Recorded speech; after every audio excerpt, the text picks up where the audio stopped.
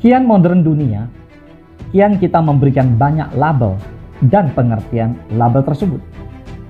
Setiap kata memiliki definisi, setiap emosi memiliki interpretasi. Seperti pada kata kalah dan menang. Kita tak akan pernah tahu seperti apa rasanya menang jika kita tak mengerti pemahaman tentang kata menang, bukan? Begitupun sebaliknya. Namun meski tahu arti kalah dan menang, kita seringkali memberikan penerjemahan yang terlalu negatif pada kata kalah. Saat kita berada dalam sebuah kompetisi dan bukan menjadi pemenangnya, kata kalah seakan-akan memberikan kita label baru, yaitu pecundang. Padahal, kalau kita mau mengartikan kalah sebagai hal yang biasa saja, tanpa adanya pengertian negatif berlebih, kita juga tidak akan merasa diri kita kurang daripada orang lain, kan? So, perihal menjadi seorang yang kompetitif sebenarnya sah-sah saja. Dan bahkan baik untuk memiliki motivasi lebih. Yang kurang baik adalah ketika kita terobsesi untuk menang dan tidak bisa melepaskan diri dari label kalah dan negatif tersebut. Kita merasa terpukul, tidak menerima kenyataan, merasa diri kita tidak bisa melakukan hal benar, bahkan bisa sampai meningkatkan rasa iri hati yang terlewat batas, sehingga melancarkan segala cara untuk terlepas dari label tersebut. Coba sekarang pikirkan kembali, saat emosi meningkat kala kekalahan datang menghampiri. Banyak di antara kita yang tidak bisa menerima kekalahan pasti akan sering bersungut-sungut, mencari beragam alasan mengapa bisa kalah. Kemudian bisa saja menjadi sangat manipulatif dan membuat strategi untuk mengubah keadaan demi tercapainya kemenangan. Memikirkan emosi tersebut saja sebenarnya sudah tidak sehat. Apalagi benar-benar dilakukan.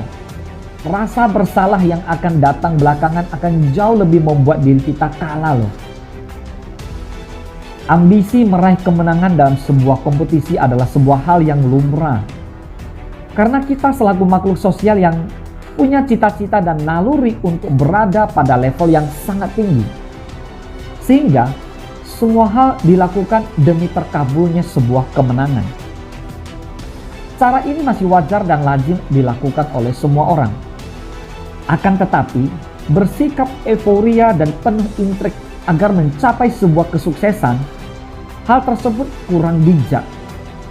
Apalagi ketika sebuah kemenangan sudah dapat diraih, melupakan perasaan yang lain, menerima kekalahan.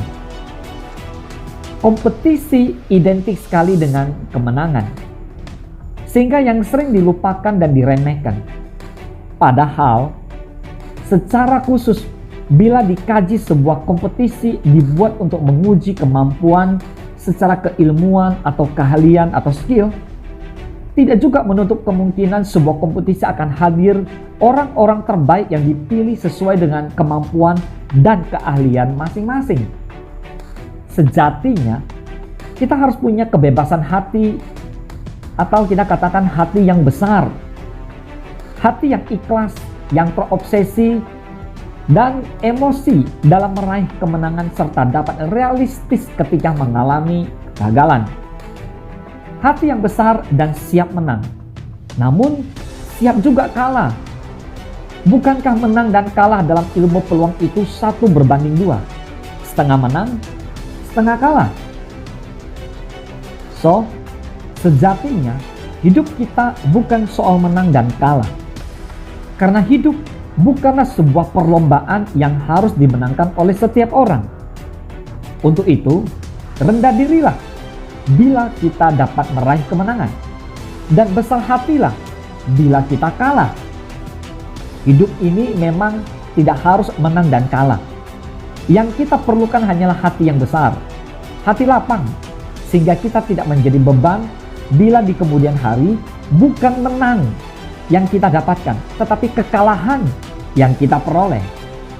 Ingat, masalahnya bukan pada kemenangan atau kekalahan yang Anda dapatkan, melainkan bagaimana Anda memainkan permainan atau pertandingan.